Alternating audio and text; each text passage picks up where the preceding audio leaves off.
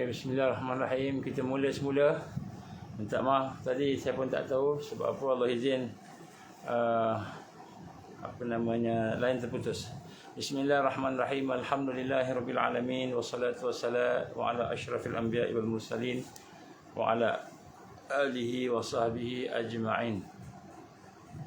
Qala rabbi ishrah li sadri wa yassir li amri wahlul 'uqdatam min lisani yafqahu qawli. Rabbi zidni ilman amma ba'. Assalamualaikum warahmatullahi wabarakatuh. Sekali lagi kita terpaksa sambung. Tadi Allah izin terputus sekejap. Kita tak tahu sebab apa tiba-tiba ia terputus. Line ada, signal ada, semua ada tapi terputus. Wallahu a'lam. Mudah-mudahan kali ini kita akan dapat meneruskan. Bismillahirrahmanirrahim. Wala haula wala quwwata illa billahil aliyyil azim. Bismillahilladzi la yadurru ma'asmihi syai'un fil ardh wala fis sama' wa huwas samiul alim. Baik. Jadi kita membincangkan tentang bagaimana untuk semakin dekat kita dengan kebangkitan, maka kita semakin dekat dengan ujian-ujian Allah. And wattaqu fitnah, and takutlah kamu, bimbanglah kamu dengan fitnah ujian Allah. La tusibanna allazina zalamu minkum khassah, and tidak hanya menimpa orang-orang yang zalim sahaja, tetapi dia akan pada semua orang. Jadi di sini kita lihat bagaimana Allah gambarkan kita supaya kita sentiasa menjaga-jaga. Jadi dalam zaman hari ini kita telah pun cerita tadi bagaimana kita ada tiga perkara yang merosakkan umat. Tiga perkara yang merosakkan umat. Dalam zaman fitnah Az-Zuhaimah ini, fitnah kita kata kegelapan ini. Jadi makin nak apa kita kata makin nak dekat dengan kebangkitan, maka fitnah pun semakin besar.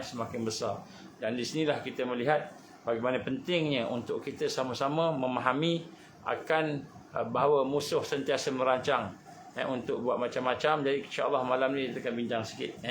Dan antara tiga perkara yang merosakkan umat, yang pertama sekali adalah kejahilan. Kejahilan itu kebodohan.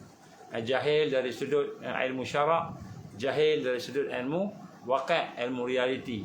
Jadi ada orang dia pakar bahagian syarak, bahagian ilmu agama ni dia pakar. Dia boleh tafsir Quran, dia boleh hurai hadis, dia boleh buat macam-macam, tetapi bahagian waqi', bahagian realiti dia tak faham. Dia nampak zaman mulkan Jabariyah ini sama macam zaman mulkan Aqda, iaitu mulkan pemerintahan Jabariyah Nabi sebut, pemerintahan diktator itu sama macam pemerintahan yang mana keadaan pemerintahan itu pemerintahan di zaman adanya pemimpin-pemimpin Islam dari sudut yang melaksanakan Al-Quran dan Sunnah. Diingat sama. Jadi rupa-rupanya tak sama. Jadi fatwanya, pemikirannya, melihat waqi', dia kena melihat waqi'. Sebab tu kalau kita tengok contohnya untuk kita berkata boleh sembahyang. Sembahyang wajib, semua orang kena sembahyang. Tetapi sembahyang ni bukan kata wajib sahaja, ada 13 rukun dan sebagainya.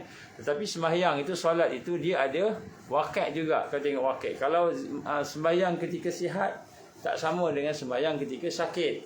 Sembahyang ketika ketika zaman aman tak sama dengan sembahyang ketika zaman perang, tak sama. Cara sembahyang tak sama dan sebagainya. Jadi kita lihat bukan hanya sekadar syarak yang kita kena faham, tetapi juga kita kena faham waqi'. Waqi' ni kita kena faham, dan memahami waqi' ni tak semua orang diberikan oleh Allah hidayah dan kekuatan untuk memahami waqi'. Kita tengok sesuatu tu baik, baik, tetapi rupa-rupanya di sebalik kebaikan itu ada keburukan. Di sebalik keamanan adanya kita kata kezaliman dan sebagainya. Jadi sebab itulah kita bincang tentang kejahilan. Dan jahil ini adalah antara asbab di mana menyebabkan kejatuhan juga khilafah Osmaniyah. Kejahilan umat jahil, jauh daripada Allah dan sebagainya. Dan kemudian masalah kejahilan itu juga menyebabkan umat itu berada dalam keadaan tak tahu nak buat apa. Dia hanya ikut arus saja, ataupun jahil juga. Dia hanya ikut arus saja. Jadi dia kena faham, dia kena tahu, dia kena ada bimbingan. Bimbingan bukan hanya dengan mata kasar, dengan ilmu, dengan telinganya mendengar, tetapi bimbingan daripada Allah Subhanahu wa taala. Kena ada Disebut apa? Basirah. Kena ada basirah. Kerana kalau kita tidak ada basirah, kita tak akan nampak apa yang berlaku pada hari ini. Kita tak akan nampak. Sebab tu hari ini kita lihat bagaimana keadaan umat ni yang tidak ada basirah ni, sehingga menyebabkan dia terperangkap dengan berbagai perkara. Dia punya kita kata tipu daya yang ada di atas muka bumi ini. Dan juga kejahilan juga antara bila tidak ada basirah ini, sehingga dia tidak melihat hakikat cahaya Allah Subhanahu wa taala, sehingga dia menuduh ulama-ulama ataupun kita kata orang-orang yang soleh-soleh ni sebagai orang jahat. Dia nampak orang baik itu jahat, dia nampak orang jahat itu baik, macam-macam dituduh. Dituduh macam-macam. Saya sebut dalam contoh yang tadi sebelum ini tadi, bagaimana contohnya ulama yang telah ditangkap dalam masuk penjara dituduh sebagai ulama yang tak boleh berfikir, stres, terpaksa berhadapan dengan siksaan dan sebagainya, sehingga menyebabkan dia menjadi suatu orang yang lemah pemikirannya dan sebagainya. Jadi kita melihat itu adalah sangkaan-sangkaan. Saya bagi satu contoh lah, antara orang yang paling banyak, paling lama dipenjarakan antaranya ialah Syekh Ahmad Yasin. Syekh Ahmad Yasin rahimahullah. Dia dipenjara teruk, disiksa, satu badan dia lumpuh, disiksa. Sampaikan hanya boleh gerak hanyalah kepala kepala dia, dan dia boleh bercakap. Matanya pun macam gitu je. Jadi kita lihat lumpuh hampir-hampir satu badan. Tapi dia masih lagi boleh berdakwah, mentarbiah. Perkataan itu cukup memberi kekuatan kepada sahabat-sahabat kita di Palestin dan sebagainya. Jadi kita lihat kalau ikut logik memang habislah. Ulama habislah kena seksa kan. Contohnya Syekh Abu Bakar Al-Awabidah rahimahullah, dah meninggal juga. Bekas pengusir Rabitah Ulama Palestin, diseksa teruk dalam penjara, disiksa teruk. Sampaikan buta matanya, sampai bengkok tulang belakang. Tetapi Allah izin, ada kekuatan. Dia boleh berdakwah, dia boleh sampai ke Malaysia, sampai ke Indonesia, sampai membina satu kekuatan dan satu kita semangat perjuangan yang luar biasa. Jadi begitu juga dengan ulama-ulama yang lain. Jadi kadang-kadang kita tengok orang ni dah masuk penjara, dia kena macam-macam dah. Dia kena macam-macam. Sampai peringkat ada yang kata ni mesti dah ditanam dengan macam-macam chip lah, apalah sebagainya kan. Sampai kata mungkin dia ni dah jadi tak betul ke apa ke sebagainya. Macam-macam lah kejahilan-kejahilan yang ada berlaku dengan sangkaan-sangkaan buruk. Sedangkan Allah SWT menyelamatkan mereka yang saleh, yang alim tadi, sehingga mereka dapat melaksanakan perkara perjuangan ini, istiqamah dengan perjuangan. Sehingga kan Syekh Abu Muta'al Al-Jabari rahimahullah yang saya sebut tadi, sampai dia mati pun dalam keadaan dia berjuang pada jalan Allah, walaupun umurnya dah 80-an. Teruk badannya disiksa. Teruk kalau ikut kena masuk apa benda, dia lah antara orang yang paling awal dimasukkan chip ke apa ke sebagainya kan. Jadi nak sebut kat sini bagaimana keadaan mereka yang telah berjuang, yang disebut oleh Imam Syafi'i radhiyallahu anhu, kata apa? Ahlus sugur. Ahlus sugur ni mereka yang berjihad. Berjihad ni Allah lindung mereka. Jadi insya-Allah sebenarnya ada satu kitab yang ditulis oleh Khalid Abu Saleh. Khalid Abu Saleh, Fallahu khairul hafizan. Tajuk dia. Kitab kecil je. Kitab kecil. Fallahu khairul hafizan. Sesungguhnya maka Allah akan melindungi kamu. Ini satu kitab yang ditulis. Dalam kitab ni bila saya tengok semulalah, dalam kitab ni sebenarnya dah lama dah kitab ni, saya dapat dah beli lama dululah kan. Dalam kitab ni menggambarkan bagaimana Allah Subhanahu Wa Taala telah menyelamatkan ramai daripada kalangan rasul, kalangan anbiya, kalangan ulama, kalangan sahabat, tetapi semuanya orang yang berjuang perjalanan Allah. Allah selamatkan. Jadi fallahu khairul hafizan, iaitu maka Allah SWT lah yang sebaik-baik pelindung kepada kita, kepada mereka. Jadi gitu. Jadi inilah kita lihat kadang-kadang kejahilan yang berlaku kepada orang-orang Islam pada hari ini, sehingga kan peringkat mereka merasakan bahawa sungguh-sungguh keadaan umat Islam hari ini jauh kerana pemimpin-pemimpin mereka telah dicemari. Orang yang soleh, orang yang ada iman, yang berjuang, maka Allah pelihara dia. Jadi Kejahilan ni menyebabkan musuh-musuh Islam boleh kita kata mengelirukan mereka yang berjuang. Yang kedua, perkara yang menjadi masalah di ketika Ad-Duhaimah ialah kemiskinan. Kemiskinan bukan saja kemiskinan dari sudut harta, tetapi kemiskinan jiwa yang miskin. Jiwa yang miskin. Jiwa ni masih lagi duk bergantung dengan makhluk. Masih lagi takut dengan Dajjal, masih lagi takut dengan azab-azab, kita disebut azab lah, disebut ujian-ujian daripada tentera Dajjal. Masih lagi jiwa itu takut dengan persekitaran. Jadi kena pula kita punya ustaz-ustaz kita banyak cerita pasal akhir zaman ada siksaan lah, apa semua pakat takut belaka kan. Takut belaka. Sedangkan Allah gambarkan ala inna awliya Allah la khaufun alaihim wa lahum yahzanun. Sungguh-sungguh mereka yang menolong agama Allah itu la khaufun alaihim, tak ada ketakutan pada mereka, walahum yahzanun, tak ada kesedihan pada mereka. Tapi oleh kerana jiwa itu miskin, maka jiwa itu takut, merancang pun dalam keadaan perancangan tu nak tergesa-gesa, nak cepat kan, nak melakukan sesuatu tu dengan keadaan yang tidak mempersiapkan dirinya dengan betul dan sebagainya. Jadi ini antara perkara-perkara yang digambarkan oleh Imam Al-Banna rahimahullah. Dia kata, wahai pemuda-pemuda, siapa-siapa di kalangan kamu yang mahu memetik buah yang belum masak, nak cepatlah, belum masak lagi tapi nak petik dah buah, maka sesungguhnya jalan-jalan telah ditunjukkan oleh Rasulullah sallallahu alaihi wasallam. Rasulullah dah tunjuk dah jalan, sahabat-sahabat dah lalui, dan para ulama, para mereka yang berjuang telah melalui jalan-jalan tersebut. Maka kami akan tetap berada di atas jalan itu. Apa jalannya? Salah satu yang kita gambarkan 3 tadi itu kan, jihad, dakwah dan tarbiyah, JDT. Ini antara perkara-perkara yang perlu kita lihat sebagai aulawiyat. Dia bukan strategi yang boleh diubah-ubah, tetapi dia merupakan akidah. Merupakan akidah. Jadi JDT ni akidah. Sebab tu Allah gambarkan innal ladzina amanu wal ladzina hajaru wajahadu fi sabilillah. Jadi ulaika yarju rahmatullah. Jadi Allah gambarkan orang yang beriman, orang-orang yang berhijrah, orang-orang yang berjihad itu pada jalan Allah, itulah orang-orang yang akan berharapkan kepada jumpa dengan Allah. Jadi kemiskinan, miskin dari sudut jiwa, miskin dari sudut harta pun ramai. Kita nampak oleh kerana orang dah ramai miskin, takut, tak cukup ni, tak cukup tu, maka dia akan ganggu. Kemudian jiwa pula miskin, kemudian pemikiran juga miskin, kita punya ilmu juga miskin. Jadi semua kemiskinan itu akan menjadi masalah ketika Ad-Duhaimah, ketika kegelapan, fitnah gelap tadi. Kemudian yang ketiga ialah penyakit al-ghaflah,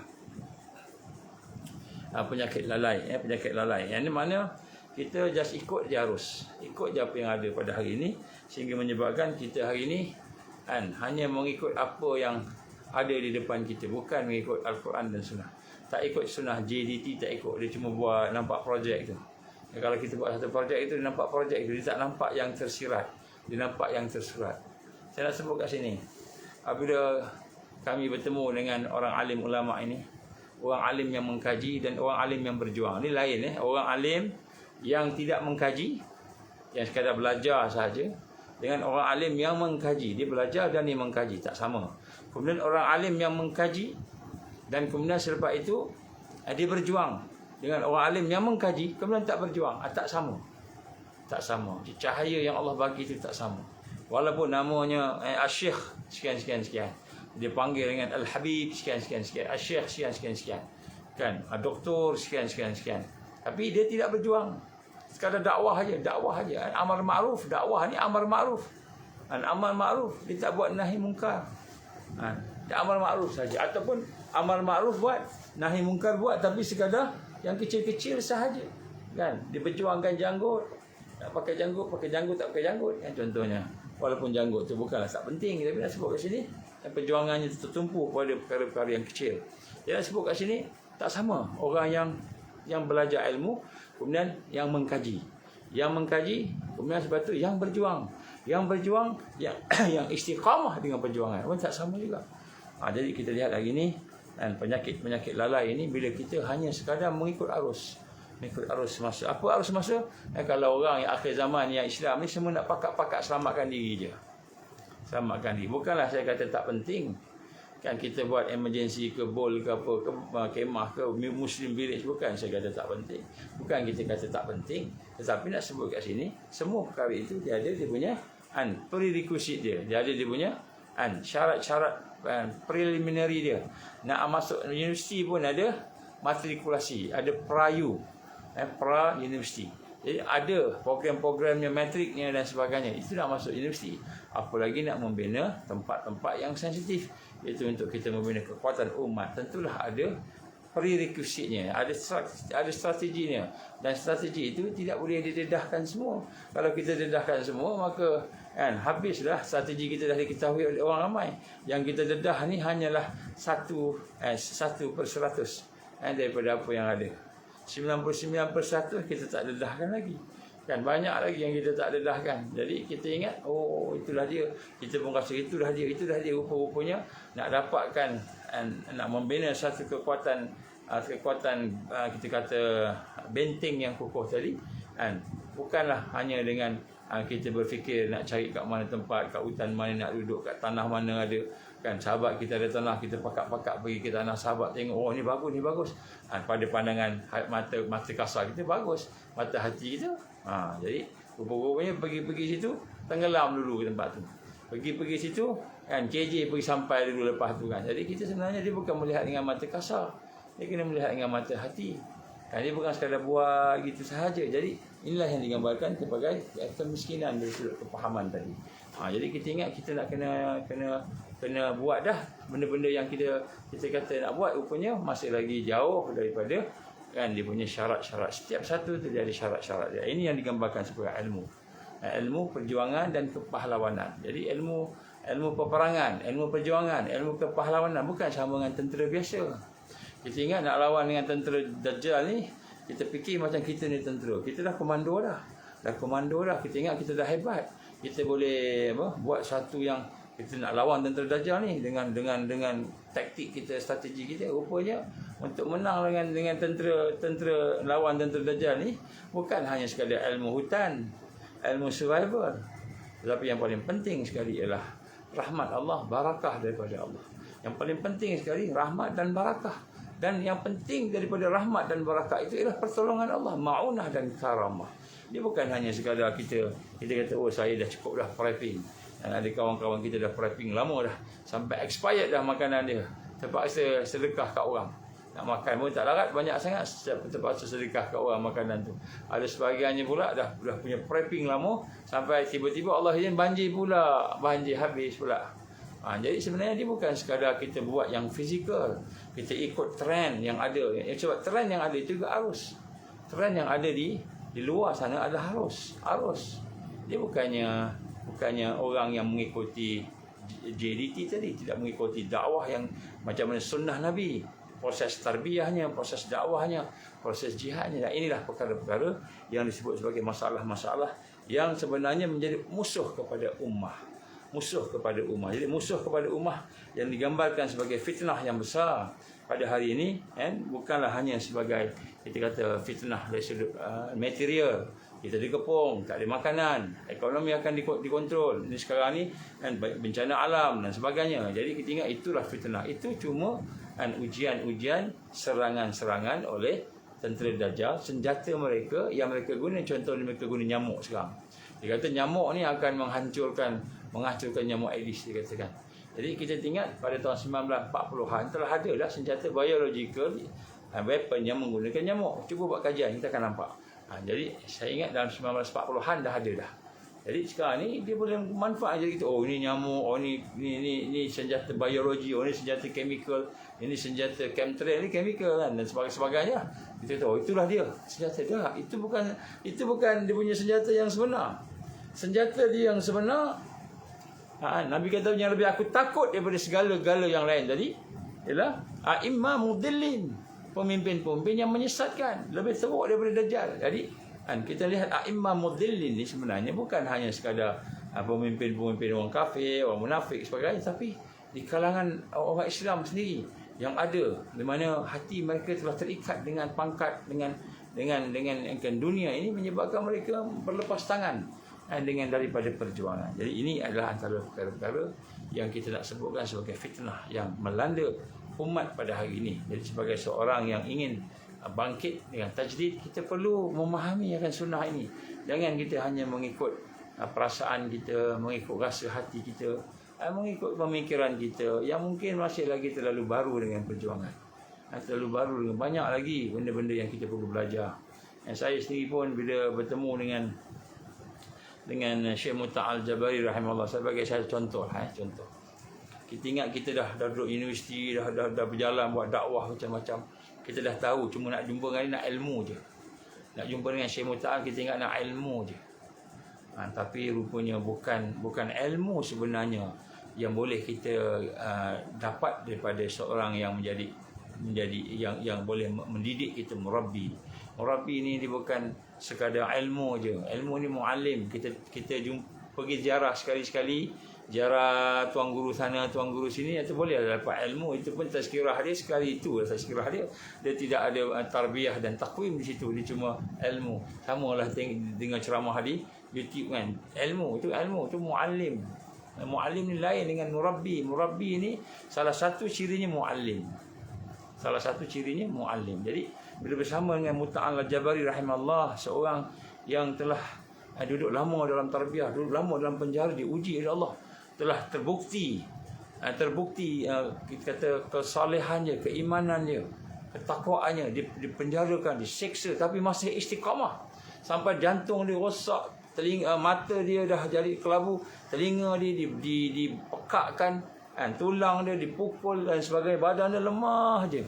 Kalau dia berjalan cakap lebih sikit keluar darah kan, sebab jantung dah tak betul. Jadi kita tengok kan, orang yang macam ni, kita ingat jumpa dia jalan jauh-jauh datang, Assalamualaikum tuan guru atau salukan Syekh Mutta'al Al-Jabari rahimahullah, aku cinta kat engkau cinta kat aku. Maka kita duduk situ dengar dia punya kuliah dia, dengar tazkirah dia, dengar dia punya penyampaian, perkongsian dia. Kita ingat itulah tarbiyah. Itu bukan tarbiyah, itu namanya tausiah. Tausiah ni apa? Tausiah ni maknanya proses untuk mendapatkan ilmu, kita kata ilmu. Tausiah. Dia bukan tarbiyah. Tarbiyah ni macam mana nak menyentuh hati, macam mana nak meningkatkan hati, macam mana mengislahkan hati, macam mana nak membina hati sehingga hati kita bercahaya, hati kita ada basirah, hati kita ada kekuatan. Itu tarbiyah. Sehingga hati kita melahirkan sifat-sifat mahmudah, sehingga kita boleh benar-benar tunduk kepada Allah, tunduk kepada kebenaran Allah. Itu tarbiyah. Tarbiyah yang menyentuh hati, menyentuh pemikiran, menyentuh kehidupan sehingga lahir akhlak dan adab. Adab lahir. Adab kita dengan sahabat-sahabat kita, berlapang dada, berhusnul zan dengan sahabat-sahabat kita. Adab kita dengan guru kita. Adab kita dengan orang-orang yang telah memberikan kebaikan kepada kita, telah membimbing kita. Jadi dia melahirkan satu kekuatan. Tarbiyah melahirkan satu kekuatan. Jadi ini kita salah sangka. Kita ingat macam kita masuk universiti dapat PhD, cukuplah. Sebab tu kita ni jadi tak sedar kita telah dibimbing oleh sekular. Kita tak perasan kita ni sebenarnya sekular. Masih lagi memisahkan perasaan dengan akal. Akal, perasaan dan akhlak. Akhlak dan perasaan. Dan juga kita memisahkan dengan attitude kita. Kita masih buat benda yang Allah haramkan. Kita masih buat benda yang Allah suruh kita tinggalkan. Kita masih buat. Kalau orang yang tengok contohnya kan, duduk dalam tarbiyah tapi melihat cerita-cerita pornografi, melihat cerita-cerita lucah, masih lagi tengok. Tak tengok banyak, tengok sikit. Hati kita masih cenderung kepada cerita-cerita pornografi. Itu maknanya tarbiyah tu belum lagi berkesan. Tapi kita dah hebat, cakap Islam hebat. Saya berhadapan dengan penceramah-penceramah, pendakwah-pendakwah yang boleh bercakap Islam, boleh bagi khutbah, boleh bagi ceramah, boleh kuliah, tapi hobi dia melihat pornografi, melihat movie-movie lucah, melihat aurat-aurat wanita. Kan, walaupun dia bercakap Islam, tapi dia boleh buat benda tu.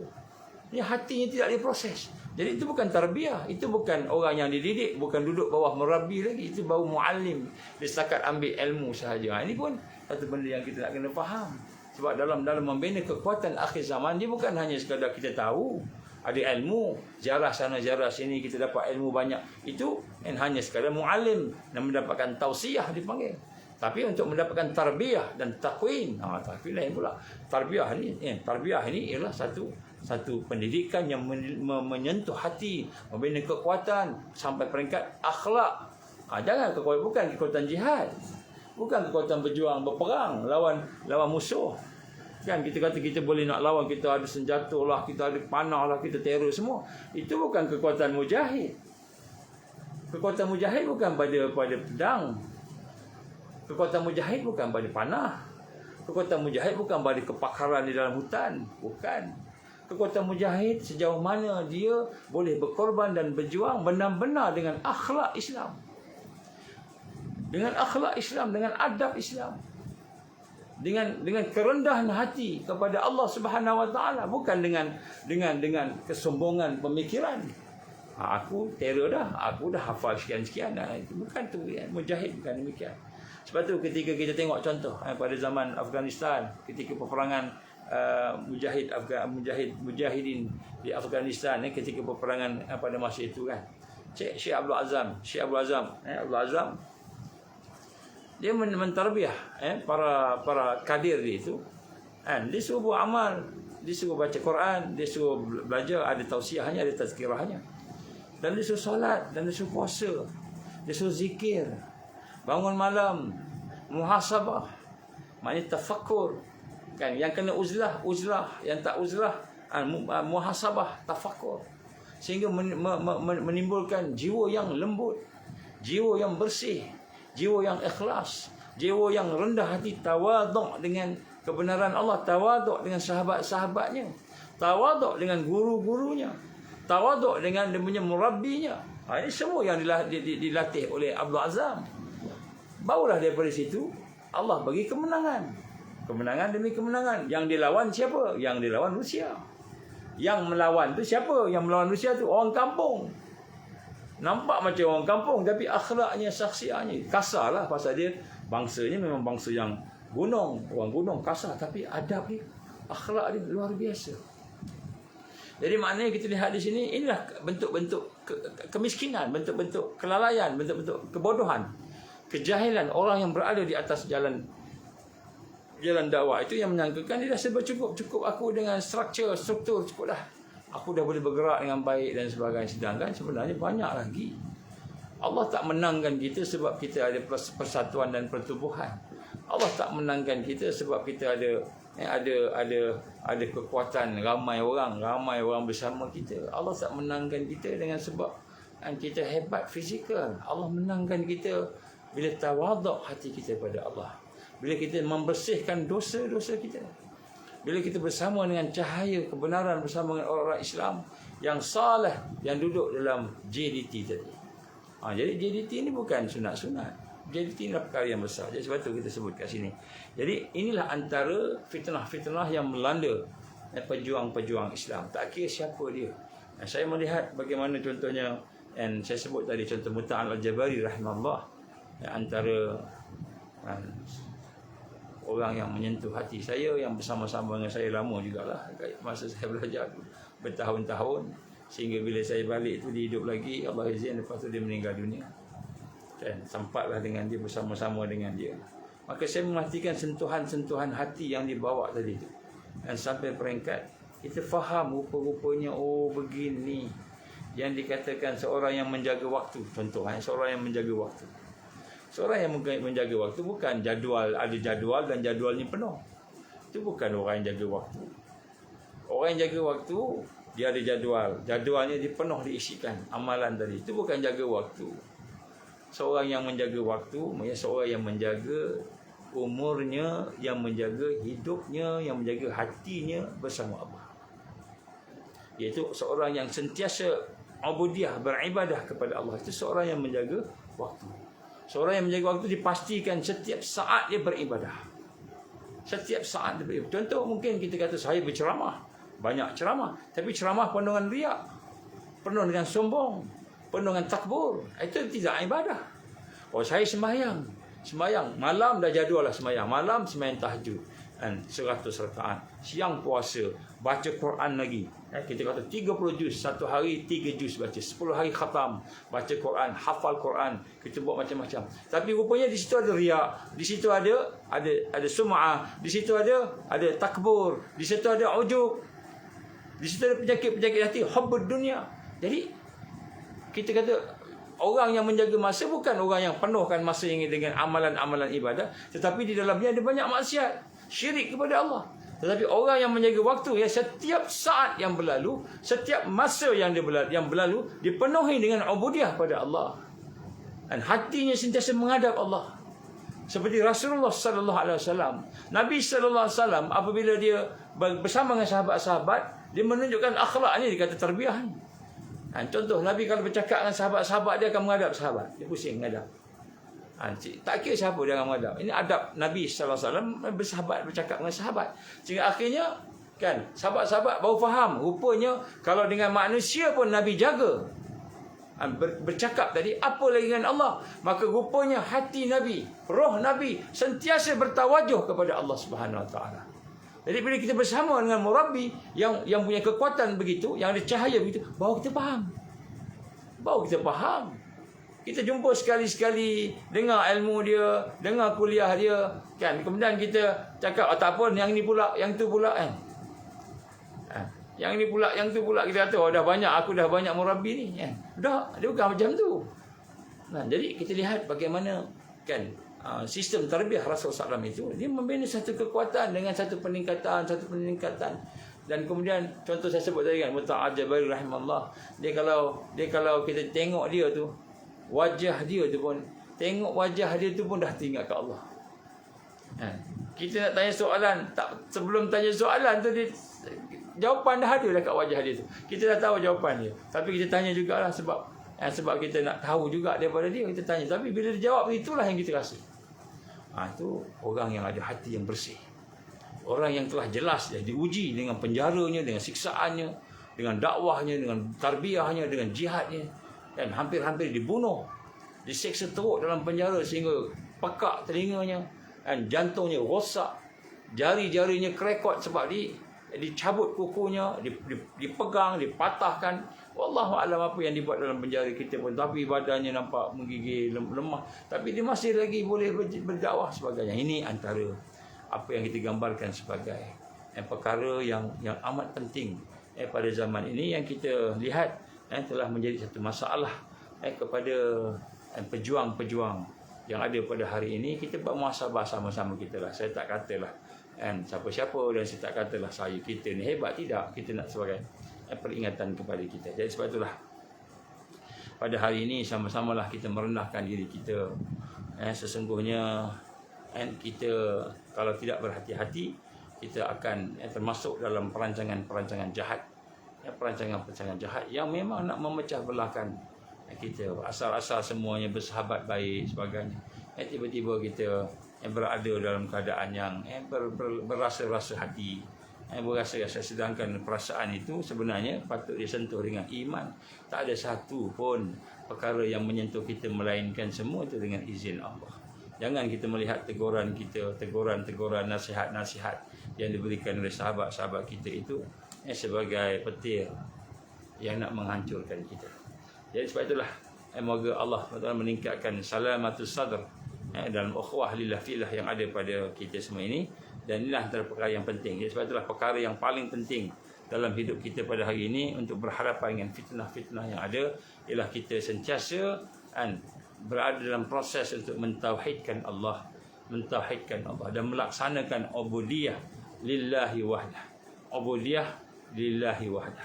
Apa kata Rasulullah sallallahu alaihi wasallam, an Abi Hurairah radhiyallahu anhu qala Rasulullah sallallahu alaihi wasallam, min husnil Islam al-mar'i tarku ma la ya'ni. Dari Abi Hurairah radhiyallahu anhu berkata sabda Rasulullah sallallahu alaihi wasallam, di antara kesempurnaan Islam, maknanya kita tengok diri kita ni sempurnalah dalam Islam ini, kan, apabila kita meninggalkan perkara yang tidak berfaedah, perkara yang tidak berkaitan dengan kita.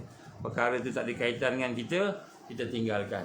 Kalau kita sibuk menyibuk antara perkara-perkara orang lain, apa yang orang lain buat kita nak nyebuk-nyebuk, kita tak ada kena benda kita pun, contohnya tak ada faedah dengan kita. Maka itulah antara perkara-perkara yang menggambarkan bahawa kecacatan kepada Islam yang ada pada kita. Bagaimana yang digambarkan oleh Allah Subhanahu Wa Taala dalam firman-Nya, ma yalfidhu min qaul illa ladaihi raqibun atid.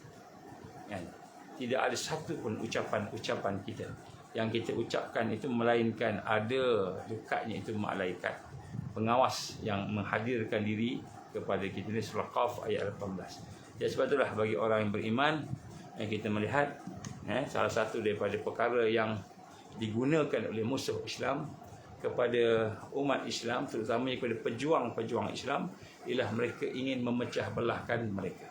Mereka ingin memecah belahkan pejuang-pejuang Islam tadi. Macam mana mereka memecah belahkan pejuang-pejuang Islam? Maka mereka akan meletakkan berbagai perkara yang bermula dengan apa yang Allah gambarkan dalam surah An-Nur ayat 19. A'udzubillahi minasyaitonir rajim. Innal ladzina yuhibbun an tasi'al fahishah fil ladzina amanu lahum 'adzabun alim fid dunya wal akhirah wallahu ya'lamu wa antum la ta'lamun. Sesungguhnya orang-orang yang suka terhebah tuduhan-tuduhan yang buruk, menghebahkan tuduhan-tuduhan buruk dalam kalangan orang beriman, mereka akan memperoleh azab yang siksa yang tidak terperi sakitnya di dunia dan di akhirat. Dan ingatlah, Allah Maha mengetahui segala perkara yang kamu tidak mengetahui yang demikian itu. Jadi Allah gambarkan kepada kita bahawa bila kita terlibat dengan tuduhan-tuduhan, menuduh orang kecakap ni, kecakap tu, sebagainya, dan kita ataupun kita ambil berat sangatlah orang cakap tak betul ke, sebab orang cakap benda tak elok lah, macam gitu. Kemudian kita pun fikir ambil berat sebagainya, maka kita bimbang kita termasuk dalam golongan yang digambarkan oleh Allah SWT ini. Itu golongan yang akan diberikan azab. Bila kita menghidupkan fitnah ke, mumpat ke, namimah ke. Namimah ni apa? Melaga-lagakan orang Islam tadi kan. Namimah dan sebagainya, kita membuat tuduhan-tuduhan ataupun kita menceritakan macam kita kata kita nak selesaikan masalah ni, maka kita berceritalah masalah-masalah tu, kita tengok bukan nak cerita masalah, tapi nak cerita tak ada penyelesaian, nak tunjukkan bahawa benda tu tak elok dan sebagainya lah. Wallahu alam, tuduhan-tuduhan itu, maka kita bimbang termasuk dalam golongan orang-orang yang akan beroleh azab di dunia dan di akhirat. Dunia pun kena Allah bagi, dan akhirat pun. Sebab apa? Ini azab mereka yang suka menghebahkan tuduhan-tuduhan yang buruk di kalangan orang beriman.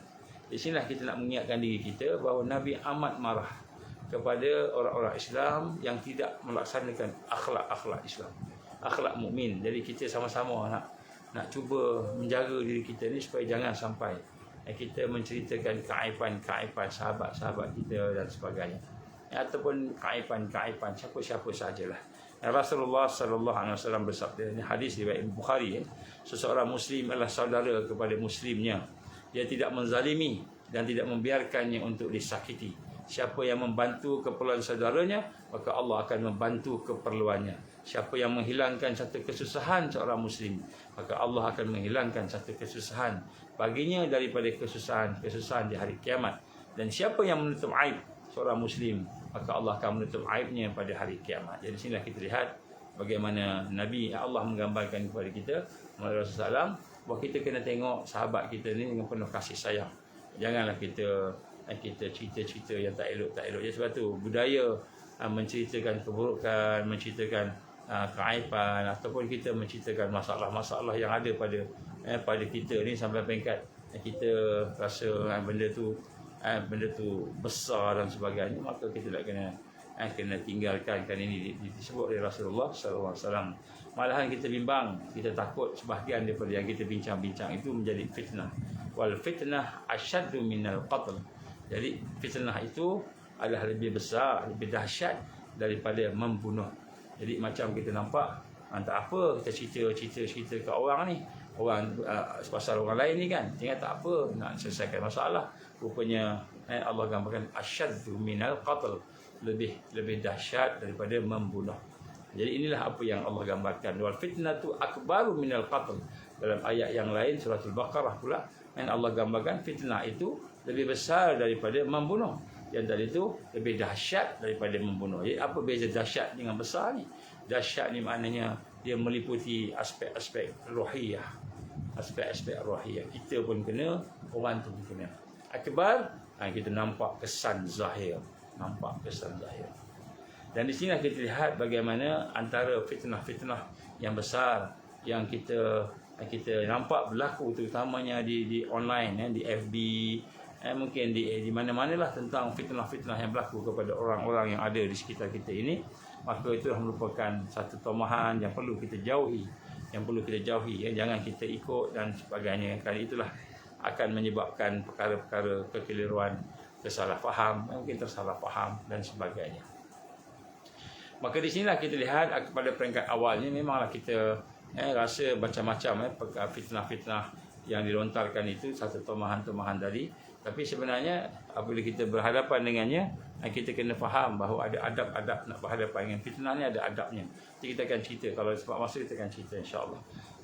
Bagaimana yang digambarkan oleh Rasulullah sallallahu alaihi wasallam, bagaimana Rasulullah sallallahu alaihi wasallam sentiasa menasihati kita supaya kita mengelakkan perkara-perkara yang tersebut. Baik. Antara nak sebut kat sini adalah yang Allah gambarkan bagaimana tentang peperangan, wala yazaluna yuqatilunakum, peperangan yang akan diisytiharkan, dilakukan oleh orang yang kafir itu untuk memerangi kamu dan memalingkan agama kamu. Jadi baru-baru ni saya bertemu dengan beberapa orang soleh, orang soleh yang ada ilmu-ilmu yang Allah berikan pada mereka lah, ilmu-ilmu yang boleh melihat sesuatu yang mungkin kita tak nampak lah kan. Bukanlah nampak jin, kita bukan kata nak tengok jin tak ada apa kan, tapi melihat satu cahaya yang Allah bagi. Dan jadi mereka menyatakan kepada saya tanya dengan sahabat-sahabat yang soleh-soleh ni kan, orang yang lebih kita kata lebih memahami lah pada kita ni. Tanya-tanya dia, akhirnya dia kata sebenarnya banyak perkara yang berlaku pada hari ini merupakan serangan-serangan daripada gangguan-gangguan daripada minal jin wal ins, daripada jinnya punya, daripada manusia punya, daripada kita punya apa dia panggil, kita punya setan yang ada dalam badan kita ni, kita punya nafsu, dan juga termasuklah juga dengan sihir dan sebagainya. Jadi ini digambarkan situ. Jadi dia kata oleh itu maka hendaklah kita memulakan dah sekarang ni, dah kena mula dah amalan-amalan yang untuk meningkatkan hati kita, meningkatkan kekuatan jiwa kita, supaya amalan jiwa kita itu tidak dipengaruhi. Jadi macam mana cara kita nak tahu yang kita ni sedang dipengaruhi oleh perkara-perkara tersebut kan? Jadi kita boleh tengoklah contohnya emosi kita tu berlebihan dalam melakukan sesuatu, dan perkara yang kita lakukan tu mungkin bukan perkara yang Allah redha kan? Mungkin benda yang tak Allah redha. Baran, kita mudah baran, contohnya mudah marah orang, berlebihan, bila kita bercakap berlebihan, bila sanggup menipu contohnya kan, ataupun kita buat perkara-perkara yang mungkin menyebabkan berselisih faham. Jadi kita nampak benda-benda yang tak elok tu, bila kita tengok dalam kehidupan kita berlaku benda dan kita menjadi puncanya, maka tanda-tandanya kita sakit, kita sedang sakit. Jadi kita kena tengok balik, perhati balik kan. Kita kena istighfar semula, kena tengok balik, dapatkan peringatan pada hati kita, bukan peringatan pada akal kita, pada hati kita, tengok balik. Jadi kita kena tengok balik, aku ni buat betul ke aku buat ni aja tu kan. Buat muhasabah balik insya-Allah. Jadi Allah gambarkan kita sedang diserang dan sentiasa diserang, maka sebab itulah kita sentiasa mengadu pada Allah. Pergantungan kita satu-satu pada Allah. Hasbunallahu wa ni'mal wakil. Ni'mal maula wa ni'mal nasir. Selalu baca hasbunallahu wa ni'mal wakil, hasbunallahu wa ni'mal wakil. Bacalah. Kurang-kurangnya 450 kali ke? Tiga kan. Kemudian setelah kita memahami akan kelemahan kita, keaiban kita, maka kita pun berazam untuk kita istiqamah, istimrariyah di atas jalan hak ini. Jadi inilah perkara yang perlu kita lakukan. Baik. Satu perkara yang saya nak sama-sama sebut di sini juga ialah berkenaan dengan perkara yang akan diserang. Yang akan diserang yang telah pun berlaku kepada sahabat kita di Gaza. Contoh, sahabat kita yang ada di Gaza dan juga yang ada di Palestin, di Al-Aqsa. Jadi siapakah yang mereka serang, yang menjadi sasaran ialah pemimpin. Pemimpin akan disasarkan, diserang. Sebab tu kita lihat contohnya di Gaza, kan, ada serangan banyak kali putus. Baca Bismillahirrahmanirrahim, mudah-mudahan Allah tolong kita. Jadi kita lihat bagaimana keadaan pemimpin-pemimpin di sana sentiasa menjadi sasaran. Kalau dia memimpin, sasaran. Kalau dia boleh bunuh, dibunuh. Kalau tak boleh dibunuh, ditangkap, diseksa, dibagi upah apa sebagainya, kan. Jadi dia difitnahkan, dia timbulkan orang keraguan pada orang keraguan timbulkan kepada pemimpin-pemimpin yang ada di sana. Jadi kita lihat itu antara perkara-perkara. Jadi sebab itulah kita kena faham bagaimana hakikat peranan pemimpin itu, peranan imam itu perlu kita faham. Kita perlu faham. Dan kita lihat bagaimana peranan pemimpin. Apakah peranan pemimpin itu? Dan peranan pemimpin itu bila dia ada pemimpin, itu adalah untuk ditaati. Kita ingat kata-kata Sayyidina Umar bin Khattab radhiyallahu, Islam itu tidak ada Islam melainkan dalam jamaah. Tidak ada jamaah melainkan ada kepimpinan. Tidak ada kepimpinan melainkan ada ketaatan. Ini kata-kata Sayyidina Umar bin Khattab radhiyallahu anhu. Nabi gambarkan ini bermula dengan solat. Kita tengok solat. Inna ma ju'ila al-imam. Sesungguhnya dijadikan imam itu untuk ditaati. Liyu'tamma bih. Liyu'tamma bih, diutamakan. Untuk ditaati. Jadi imam itu untuk ditaati, kata Rasulullah sallallahu alaihi wasallam. Jadi pemimpin itu untuk ditaati, untuk dipatuhi, untuk didengari, kan? Fa iza kabbara fakabbiru. Maka apabila dia bertakbir, kamu takbir. Bukan kamu mendahului dia. Takbir, kamu takbir. Wa iza raka'a farka'u. Bila dia rukuk, kamu rukuk. Dia rukuk, kamu rukuk. Wa iza rafa'a farka'u. Farfa'u. Apabila dia i'tidal, bangun, maka kamu kena bangun. Ini hadis riwayat Imam Bukhari. Jadi hadis ini menunjukkan bahawa sebenarnya, kan, peranan pemimpin itu ialah untuk ditaati, untuk diikuti, untuk dijadikan sebagai panduan dan sebagainya. Dia rokok, kita rokok. Dia sujud, kita sujud. Jadi peranan ini sebenarnya akan dicemari dengan, kan, perkara-perkara yang boleh memburuk-burukkan. Kita tengok pada hari ini banyak berlaku. Terutama di politik. Dalam politik lah diburukkan ini, diburukkan sana. Jadi kita ingat, kan, budaya-budaya politik yang ada demokrasi ini memang dia memburukkan pemimpin. Semua pemimpin kena, kan. Walaupun namanya Tuan Guru pun kena juga. Nama Tuan Guru pun dikena lagi. Sampaikan peringkat Tuan Guru ni Aziz pun pernah macam-macam kena tuduh. Tak kira siapa yang tuduh. Tapi nak sebut kat sini, bukan saja Tuan Guru, tetapi Rasul sallallahu alaihi wasallam sendiri yang kita lihat perfect, sempurna, pun juga dituduh gila, dituduh pemecah belah, dituduh tukang sihir, macam-macam tuduhan yang diberikan kepada Rasulullah sallallahu alaihi wasallam. Jadi sinilah kita lihat bagaimana Nabi menggambarkan yang pertama sekali, untuk kita berhadapan dengan fitnah itu, maka kita kena ada kepimpinan. Kepimpinan itu peranannya ditaati, bukan pemimpin itu peranannya untuk dikhianati, bukan, ditaati. Selagi dia beriman, selagi dia melaksanakan perjuangan dan sebagainya, kita taati walaupun mungkin berbeza pandangan. Kita akan tengok nanti. Di antara hadis-hadis yang lain, Nabi gambarkan kepada kita, semua hadis sahih Bukhari, ya. Sam'u wa ta'atu 'alal mar'i muslim fima ahabba wa karih. Jadi wajib dengar, wa ta'ah, dan taat. Wajib dengar dan taat kepada siapa? 'Alal mar'i, kepada pemimpin Islam, walaupun fima ahabba, pada perkara yang kita suka, wakarih pada yang kita benci.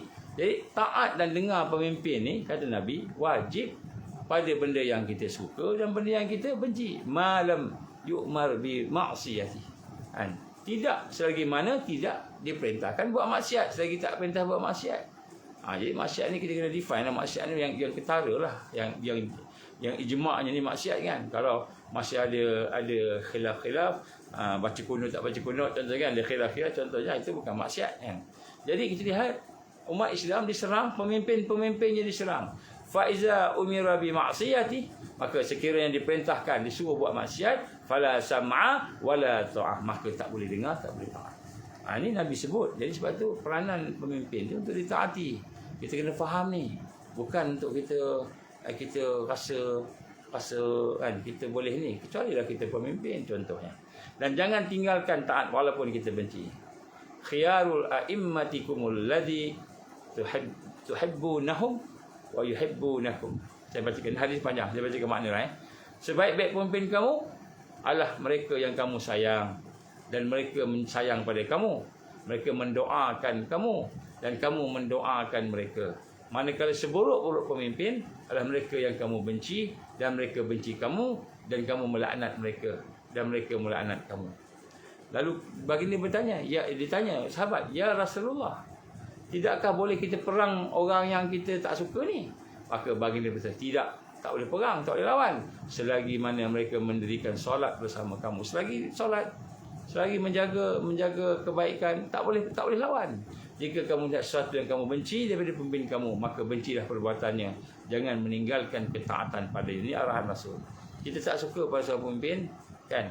Benda yang mungkin kita tak suka, tak benci pada perbuatan, tapi taat, kena taat. Ini riwayat Muslim. Jadi sini Rasulullah memberikan persiapan pada kita untuk kita menjadi orang yang boleh bangkit ni, untuk menjadi satu barisan yang kita kata yang kuat, nak berhadapan dengan tentera Dajjal ni, nak berhadapan dengan kita kata segala tipu muslihat musuh. Maka kita perlu ada kekuatan sayang menyayangi antara satu sama, terutamanya antara pemimpin dengan yang dipimpin. Bukan kita meninggalkan dia, apalagi kita tidak taat kepada dia. Kalau kita tak suka, dalam hadis yang lain sabar, tapi jangan tinggalkan kamu taat. Dan hadis yang lain riwayat Imam Muslim pula, kita tengok, akan datang selepas aku para pemimpin. Ini para pemimpin yang tidak mengambil petunjuk daripada ini, tak ikut sunnah. Ini tadi tu pemimpin yang mungkin perbuatannya kita tak suka. Ini yang terus tak ikut hidayah Nabi SAW, tidak mengambil sunnah dan sunnahku, dia tak ikut sunnah. Tapi pemimpin Islam masih lagi ada Qurannya, masih ada sunnah, cumanya dia ni mungkin akhlaknya itulah. Akan ada di kalangan mereka pemimpin-pemimpin yang hati mereka bagaikan syaitan. Hati mungkin syaitan, maknanya jahatlah pemimpin ni, tapi dia Islam. Maka Huzaifah Al-Yamani radhiyallahu tanya, ya Rasulullah, bagaimana nak berhadapan dengan pemimpin yang hati syaitan ni? Maka baginda menjawab, dengar dan taat kepada pemerintah walaupun dipukul belakang kamu, kamu terasa dipukul, kamu terasa dibuat macam-macam, dengar, sami'na wa ata'na, dengarlah kamu, kami dengar, kami taat. Walaupun dirampas harta kamu, ini selagi mana ia adalah Muslim, selagi mana dia adalah mengamalkan Islam. Jadi bukan Jabariyah tu lain, Jahiliyah tu lain. Maknanya selagi mana dia mengamalkan Islam, dia memerintah, dia perintah Islam, maka ada kelemahan dia tak ikut sunnah, kita kena taat. Jadi sinilah Nabi menggambarkan kepada kita mengikut Imam An-Nawawi, dan Allah mengatakan bahawa perbuatan kita memberontak, perbuatan kita membentuk jamaah dalam jamaah terhadap kepimpinan Islam itu adalah haram, ijma' ulama. Jadi kita membentuk satu kelompok jamaah dalam jamaah yang tidak diketahui oleh pemimpin-pemimpin jamaah dan jamaah itu, maka ijma' ulama kata Imam Nawawi adalah perbuatan haram, walaupun pemimpin itu dari kalangan orang yang fasik, dan zalim sekalipun. Tapi kalau katakan dia masih lagi beramalkan Islam, sembahyang sama kamu, kita lebih-lebih lagi lah kita kena taat. Ini adalah satu perkara yang diarahkan Rasulullah SAW, bukan kerana kepentingan pemimpin tu, tapi barakah rahmat Allah nak memelihara jamaah daripada perpecahan. Bukan sebab Allah nak sayangkan pemimpin yang tak elok, bukan. Pemimpin yang tak elok itu akan bertukar, tapi nak menjaga rahmat, nak jaga barakah jamaah hidup secara ukhuwah dan bekerja secara satu gerakan, satu kekuatan tadi, itu lebih penting nak jaga yang itu daripada jaga perasaan kita, daripada jaga perkara yang kita sangka-sangka. Contohnya, lambat sangatlah, nak cepat, kita kena buat cepat ni, lambat sangat. Jadi ini antara perkara-perkara yang digambarkan oleh Rasulullah sallallahu alaihi wasallam. Daripada hujah akal pula kita melihat bagaimana Nabi SAW telah mengelakkan fitnah. Untuk mengelakkan fitnah, dan menjamin keamanan rakyat, maka Nabi telah bersabda satu hadis yang diriwayatkan oleh Imam Bukhari, an bay'ana ala sam'i wat ta'at. Di antara janji setia, bai'ah, yang baginda ambil daripada kami dengan sahabat tadi, adalah kami berbai'ah untuk dengar dan taat. Jadi apalagi Nabi SAW bila dah sampai peringkat kritikal, maknanya sampai peringkat itu sahabat-sahabat ni akan berdepan dengan peperangan, akan berdepan dengan sesuatu yang besar dan sebagainya. Nabi nampak tu daripada mula lagi.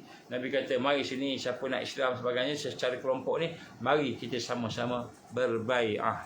Maka Nabi mengambil bai'ah, janji setia daripada sahabat-sahabat, dan antara yang kami berbai'ah dengan Rasulullah SAW tadi ialah untuk mendengar dan taat. Jadi bai'ah ni tujuan disebut sami'na wa ata'na tadi. Baik saat semangat, masa kita semangat, man syatina wa makrahina, ataupun saat kita tak suka, lesu, letih. Sama ada wa usrina, sama ada ketika ketika susah, ataupun ketika wa yusrina, ataupun ketika kita lapang. Kan? Wa asaratan alaina, dan mengalahkan kepentingan kita. Jadi janji setia sahabat-sahabat dulu, kan, supaya sentiasa dengar dan taat perintah Nabi ataupun kepimpinan tadi, sama ada ketika sulit, ketika semangat ataupun ketika tak semangat, ketika sulit ataupun ketika lapang, dan mengalahkan kepentingan, maknanya melebihi kepentingan. Wa asaratan alaina, ini sunnah, ini semua sunnah. Wa asaratan alaina, dan lebih daripada mengalahkan kepentingan kami, serta tidak illa wa an la nunazi'al amr ahlah, dan tidak menggulingkan pemerintahan. Jadi Nabi kata jangan sampai kita pecah belahkan, kita memecah belahkan dengan kita merampas pemerintahannya, menjatuhkan pemerintahan daripada pemiliknya, mereka yang telah tadi mereka memimpin. Maka Nabi berkata kecuali masa bila jika sekiranya kamu melihat kekufuran yang jelas, kufur yang jelas, dia memang betul-betul kufur, memang betul-betul maksiat, betul-betul kan, dalam keadaan yang kita kata kafir yang jelas, dan dapat buktinya dari Allah, dan Allah SWT menunjukkan kekufurannya. Minallahi fi burhan, dan Allah membuktikan, memang nampak jelas, terang, nyata. Allah tunjukkan, ini memang kufur ni, ini memang kita kata maksiat ni, maka yang itu Nabi kata tak boleh taat dan tak boleh dengar. Jadi daripada awal lagi Nabi SAW menyatakan kepada kita hari ini bagaimana kita kena berada dalam keadaan bersama-sama dengan kepimpinan tadi, bersama-sama dengan kepimpinan, bersama-sama dengan kita kata kesalehan dan ketaatan tadi. Dan Nabi memadamkan bibit-bibit munculnya kumpulan-kumpulan yang melampau, kumpulan-kumpulan yang memecah belahkan ini pada hari mana, kalau kumpulan tu contohnya nak cepat ke, tak sabar ke, ataupun ada agenda-agenda yang lain, maka pemimpin-pemimpin yang ada pengalaman dan yang memahami realiti itu, insya-Allah kita perlu jaga kekuatan-kekuatan itu. Maka apabila berlaku perselisihan, katalah ada perselisihan, kita ada mungkin perselisihan, kita akan perselisihan, maka kita kena berpatah balik kepada Allah dan berpatah balik kepada Rasulullah sallallahu alaihi wasallam. Kita tengok apa yang Allah perintahkan. Ini selalu kita dengar dalam surah, dalam sembahyang Jumaat kita selalu bacakan, ya ayyuhallazina amanu, wahai orang beriman, atiullah wa atiur rasul, taatlah kepada Allah dan taatlah kepada Rasulullah. Wa ulil amri, dan juga pemimpin kamu kena taat, kan, pemimpin di kalangan kamu. Wa ulil amri minkum fa in tanaza'tum fi syai', maka sekiranya berlaku sesuatu yang berselisih antara kamu dengan pemimpin tadi, kan, pemimpin tadi, farudduhu ila Allah, maka hendaklah kamu patah balik kembali kepada Al-Quran, Allah wa Rasul, dan hadis-hadisnya. In kuntum tu'minuna billah, sekiranya kamu beriman kepada Allah, wal yaumil akhir, dan beriman kepada hari akhirat, zalika khairun wa ahsanu ta'wila, itulah yang paling baik kesudahannya. Jadi sebab itu dalam persiapan akhir zaman ini, perkara yang penting untuk kita berhadapan dengan segala fitnah, mihna, ujian, kesusahan itu, maka kita perlu mempersiapkan takwa kita, dan penyatuan kita, perpaduan kita di atas asas-asas untuk kita mendapatkan barakah daripada Allah Subhanahu Wa Taala. An Abi Najih Irbad and Ibn Sariyah radhiyallahu an, daripada Abi Najih Irbad, dia telah berkata Rasulullah sallallahu alaihi wasallam, Rasulullah SAW telah menasihat kepada kami dengan nasihat yang menggetarkan hati dan menitikkan air mata. Jadi sahabat-sahabat sedih, seolah-olah inilah nasihat yang terakhir.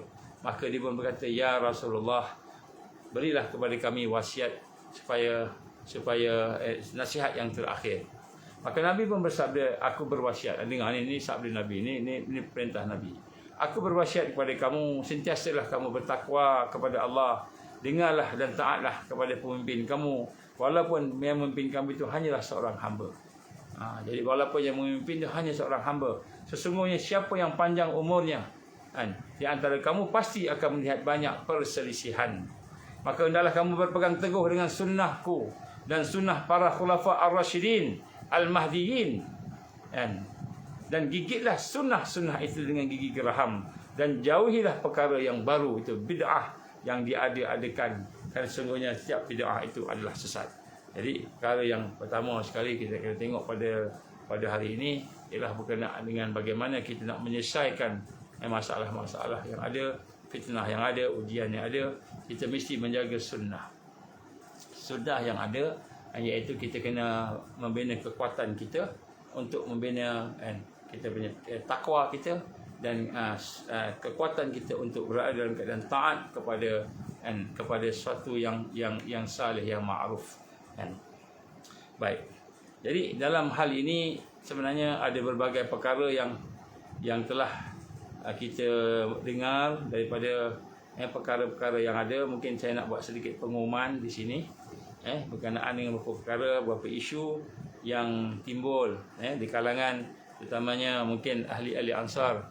Jadi kita nak sama-sama cuba lihat semulalah apa yang berlaku dalam Ansar ni, supaya kita boleh sentiasa meletakkan takwa kita di depan dan meletakkan kekuatan-kekuatan di depan supaya tidak timbul kekeliruan. Jadi kita bukan nak cakap pada siapa-siapa dan apa-apa, cuma kita nak sebut kat sini mungkin ada beberapa perkara yang ditimbulkan terlalu banyak perkara yang telah berjalan di kalangan sahabat-sahabat kita. Cumanya mungkin sebahagiannya tahu, sebahagian tak tahu. Tapi ini antara perkara penjelasan yang saya nak bagi penjelasan kepada kita semualah tentang perkara-perkara yang dibangkitkan. Antaranya perkara berkenaan dengan Majlis Kerja Induk, jawatan kuasa di peringkat kebangsaan Ansar. Jadi jawatan kuasa di peringkat kebangsaan ini sebenarnya telah pun kita berbincang, dan kita memang bersetuju untuk melaksanakan melantik sahabat-sahabat kita yang akan memegang jawatan kita sebut sebagai MKI. Jadi kita belum lantik lagi kan. Jadi tidak adalah majlis tertinggi ke apa, tak ada lagi. Majlis Kerja Induk, apa tu kita kata, ketua-ketua jabatan ke biro ke apa di peringkat kebangsaan ke, tak ada lagi. Kita punya kalau nak ikut platform pun tak lepas lagi dululah. Sekarang ni barulah ada dengar-dengarnya dah lulus. Sebelum ni platform pun tak ada lagi, contohnya lah. Jadi pada masa itu senarai namanya dah ada. Senarai nama dah ada, tapi kita tidak tubuhkan lagi MKI tersebut. Dan bila kita tidak tubuhkan MKI tersebut, maka kita cuma ada pada masa itu ialah koordinasi sisi negeri ataupun sisi usaha. Sisi negeri yang kita lantik sebagai untuk nak koordinate saja, untuk nak kita nak menyelaras telegram yang kita buat, iaitu terdiri daripada mereka yang mahu bersama-sama dengan Ustaz Anwar Azman yang ikut kuliah daripada awal, dapat kesedaran nak join, nak sama, maka mereka ni dikumpulkan di dalam telegram. Sama telegram itu berbentuk tamrin ataupun telegram yang berbentuk sisi cyber circle yang berbentuk umum. Maka kita kumpulkan itu untuk nak koordinate pergerakan itu. Maka kita telah melantik setiausaha negeri atau setiausaha kawasan ataupun kita panggil sebagai koordinator. Jadi mereka ni bukan majlis tertinggi, bukan. Mereka bukan pimpinan kepada Ansar, bukan. Mereka hanyalah koordinator yang dilantik untuk diamanahkan sebagai mereka yang akan menyusun gerak kerja gerak kerja yang apa ni ada di negeri-negeri nak memudahkan. Contohnya kita nak buat ceramah, nak beritahu ada ceramah, ataupun nak beritahu ada gotong royong ke, ataupun nak beritahu ada program ke. Jadi adalah satu orang yang akan koordinate lah. Jadi yang koordinate ni sebagai setiausaha kita panggil. Sebab tu kita tak panggil pengurusi ke apa, kita panggil koordinator. Jadi MKI atau Majlis Kerja Induk memang kita tak lantik lagi siapa-siapa kan. Jadi pada masa itu kita hanya ada koordinasi, dan koordinator inilah yang kita amanahkan untuk menggerakkan di negeri-negeri. Termasuklah kita ada setiausaha yang kita amanahkan untuk melihat koordinator-koordinator yang ada tu. Jadi setiausaha yang ada tu kita amanahkan untuk melihat koordinator tu, perjalanan dia dan sebagainya. Jadi perjalanan kita masih jauh, banyak lagi benda nak buat. Jadi oleh kerana kita masih baru berkenalan antara satu sama lain, belum lagi ada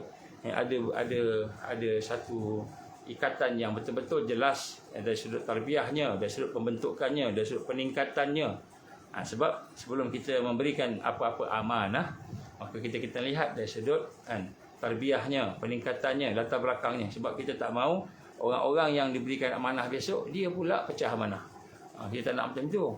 Sebab dah berlakulah di kalangan setiausaha yang ada tu, di kalangan mereka yang melakukan pecah amanah, kegiatan pecah amanah. Jadi kita melihat pelantikan itu bukanlah pelantikan yang kita kata ini dia tu sebagai majlis ke tertinggi ke ataupun sebagai apa, tak ada. Cuma sebagai koordinator sahaja. Jadi dia kena report terus. Jadi selagi belum dilantik, sebab apa? Sebab kita belum mengenali lagi latar belakang tarbiyahnya, dia ni siapa betul-betul. Walaupun ukhuwah dah ada dah. Dari sudut penglibatan dah ada dah, dari sudut pergerakan dah ada dah. Tapi dari sudut tarbiyahnya, pembentukannya, kefahamannya, mungkin dia ni musuh.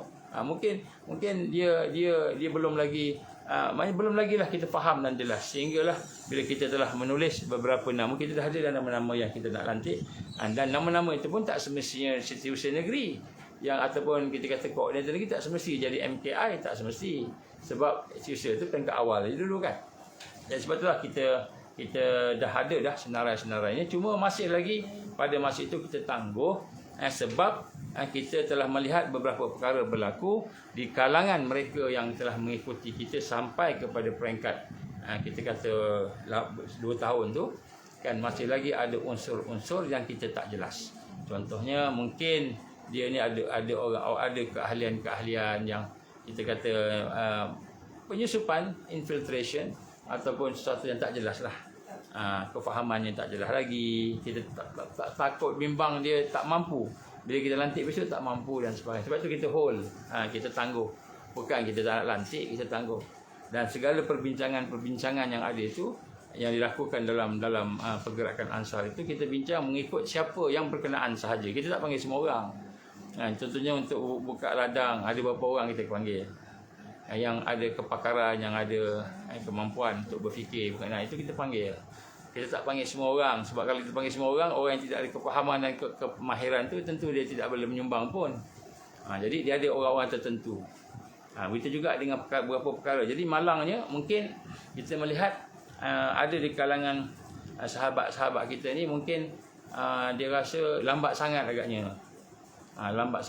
Jadi bila dia kata lambat sangat tu, maka mungkin dia nak buat sesuatu yang cepat. Jadi kita nak menyatakan di sini bahawa kan kita perlu melihat banyak perkara dari sudut makro dan mikro. Dari sudut yang tersurat dan yang tersirat. Dia banyak benda nak kita tengok. Dia bukan hanya satu benda je. Dia bukan hanya nak buat yang ini je. Nak buat nyelamat aja. Nak buat bahagian ladang aja. Sebab tu kita kata ladang yang kita buat tu fungsinya bukan ladang sahaja. Dia ada macam-macam, multi purpose. Dekat situ ada multi purpose yang kita perlu faham. Dia ada siasah dia. Dan siasah ni, kaedah-kaedah bergerak dalam hierarki ni, kita belum lagi bincang-bincang pun. Jadi di kalangan kita ni mungkin kita kata tak sampai lagi lah perbincangan bersangkut strategi dan siasah yang boleh kita lakukan dan laksanakan. Jadi dia bukan kita macam buat pertubuhan persatuan biasa. Persatuan biasa ni nak kena ada jawatan baru boleh buat kerja. Jadi dalam harakah Rasulullah SAW, contoh Rasulullah SAW, harakahnya itu sahabat-sahabat yang berkemampuan tu dilantik oleh Rasul Sallallahu Alaihi Wasallam, yang berkemampuan dia supaya benda itu. Sebab tu kita tinggal dengar Nabi gambarkan apa kan, siapa yang bukan ahlinya dilantik sebagai seorang yang dilantik sedangkan dia bukan ahli, maka tunggulah kiamat, tunggulah binasa. Jadi kaedah dalam tarbiyah dia bukan main lantik-lantik itu. Oh, dia paling dekat dengan kita lantik.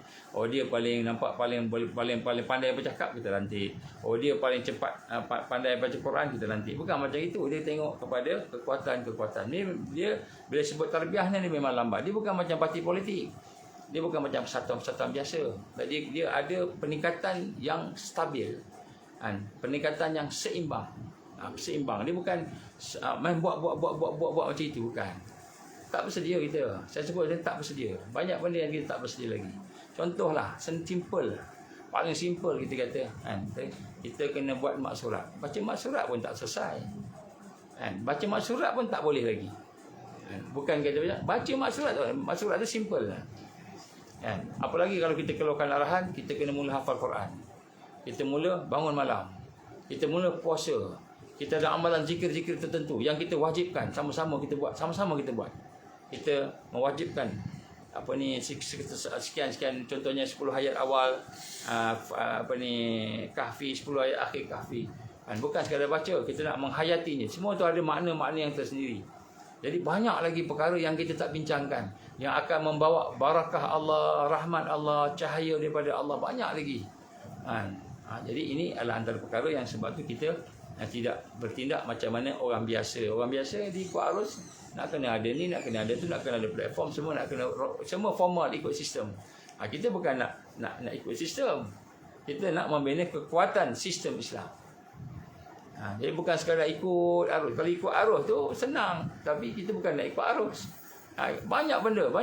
Jadi sebab tu setiap arahan, setiap perkara yang kita lakukan, semuanya ada di baliknya, kan, ada di baliknya solat istikharah, solat hajat. Semua yang kita buat tu dah ada di belakang dia solat hajat. Saya nak tanya dengan sahabat-sahabat saya sekalian, berapa ramai di kalangan kita yang setiap kali kita nak buat benda, kita solat hajat pada Allah. Kalau tak solat hajat pun kurang-kurang kita minta ke Allah, duduk kejap tafakur, angkat tangan minta ke Allah. Ya Allah, aku nak buat sekian-sekian ni. Ya Allah, tolonglah aku, bagilah. Tak solat hajat pun kurang-kurang angkat tangan minta ke Allah. Bacakan Fatihah ke apa, minta ke Allah. Ada tak? Berapa ramai? Ada. Tak ramai. Dan kebanyakan daripada koordinator dan setiausaha yang kita lantik itu masih lagi tidak ada kemampuan. Sama ada kemampuan yang tarbawi, mendidik, apa lagi nak mendidik. Diri sendiri pun banyak tidak terdidik. Masih lagi tak boleh, masih lagi dengan hawa nafsunya, masih lagi dengan macam-macam lah. Jadi kita nak tingkatkan. Jadi peningkatan kita bukan peningkatan tanzimi. Tanzimi ni maknanya apa? Bukan peningkatan dari sudut organisasi, tapi peningkatan mesti bermula dengan tarbawi. Tarbawi apa? Tarbiyah. Jadi sebab tu kita ada JDT. T itu tarbiyah. Peningkatan mesti peningkatan tarbiyah. Dia bukan kita bagi arahan ni. Sebab tu saya tak banyak bagi arahan. Kan, saya cuma cakap sikit. Kalau faham buat.